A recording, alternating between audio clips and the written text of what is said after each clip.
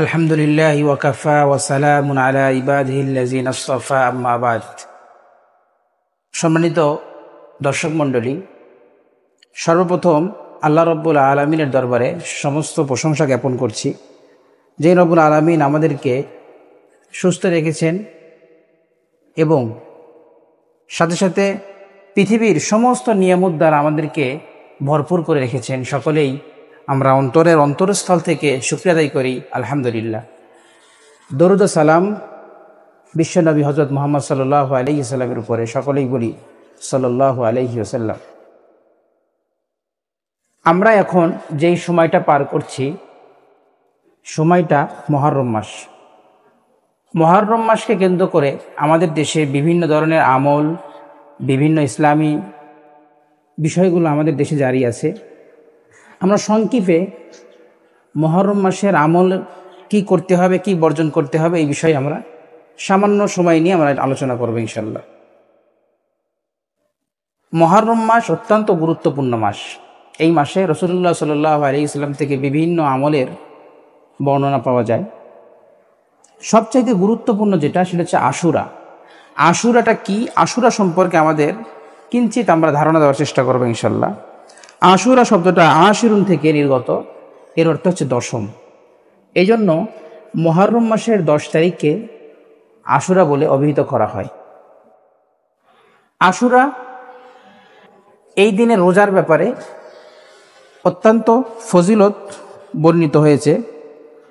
একটা হাদিসের মধ্যে আছে, হযরত আবু হুরায়রা রাদিয়াল্লাহু তাআলা আনহু সূত্রে বর্ণিত।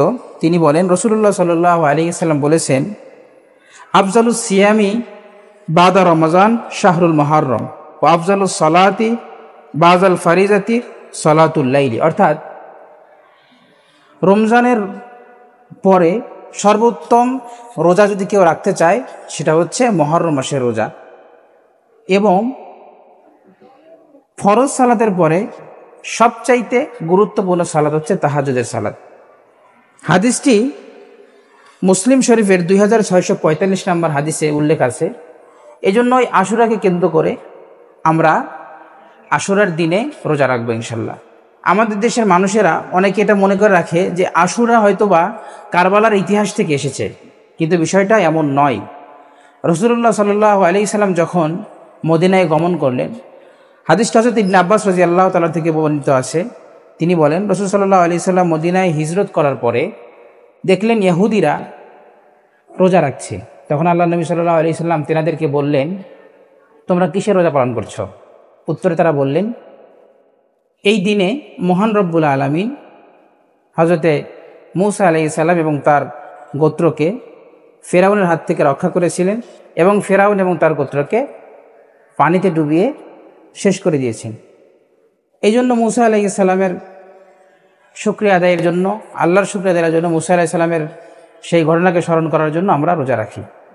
তখন রাসূলুল্লাহ সাল্লাল্লাহু আলাইহি সাল্লাম বললেন, আমরা তো তোমাদের চাইতে বেশি হকদার মূসা আলাইহিস সালামের সাথে সম্পর্কের দিক থেকে। এই জন্য রাসূল সাল্লাল্লাহু আলাইহি সাল্লাম তখন রোজা রাখেন এবং রোজা রাখার নির্দেশ পালন করেন। এই জন্য আমাদের দেশে একটি ভুল প্রথা আছে যে কারবালার ইতিহাসকে সামনে রেখেই মানুষেরা এই দিন রোজা রাখে, কিন্তু এটা আসলেই সম্ভব নয়। এটা একটি ভুল কথা। কারণ রাসূল সাল্লাল্লাহু আলাইহি সাল্লাম জীবদ্দশার থেকে রাসূল সাল্লাল্লাহু আলাইহি সাল্লাম এই রোজাটা পালন করেছেন। আর কারবালার ইতিহাস তো রাসূল সাল্লাল্লাহু আলাইহি সাল্লামের ইন্তেকালের অনেক বছর পরে এটা সংঘটিত হয়েছে। হযরত হাফসা রাদিয়াল্লাহু তাআলা আনহা থেকে একটি হাদিস বর্ণিত আছে। তিনি বলেছেন, আল্লাহ নবী সাল্লাল্লাহু আলাইহি সাল্লাম 4টি আমল কখনোই ছাড়তেন না। 1, আশুরার যে রোজাটা।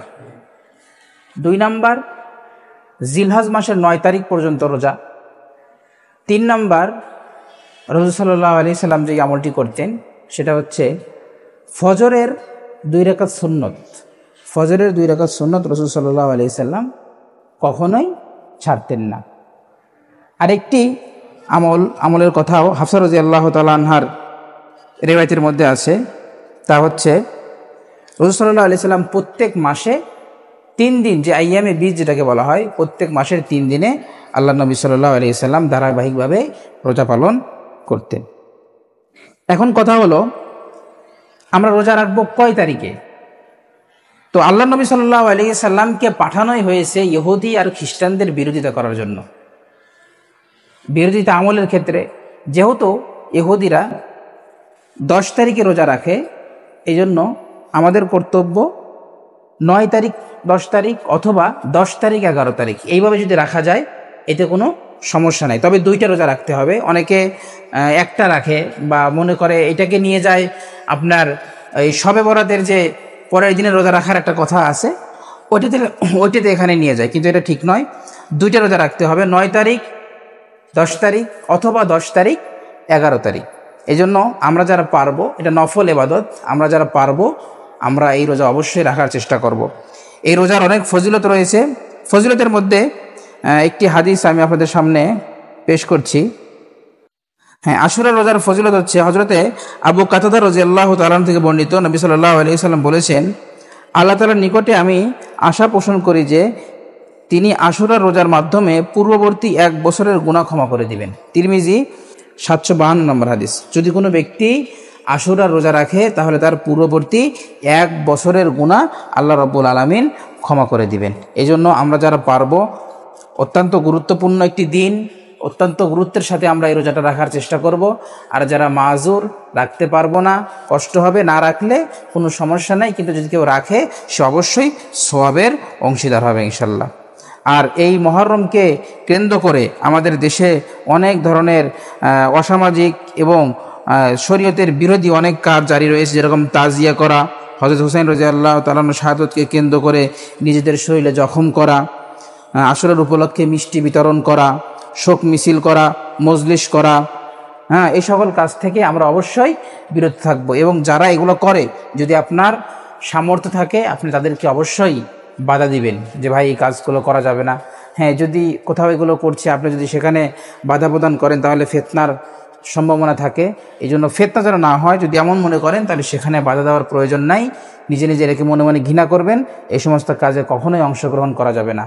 আল্লাহ রাব্বুল আলামিন আমাদেরকে আশুরার রোজা রাখা এবং তার যে ফজিলত রয়েছে সেই ফজিলতটা অর্জন করার তৌফিক দান করুক। সকলে বলে আমিন।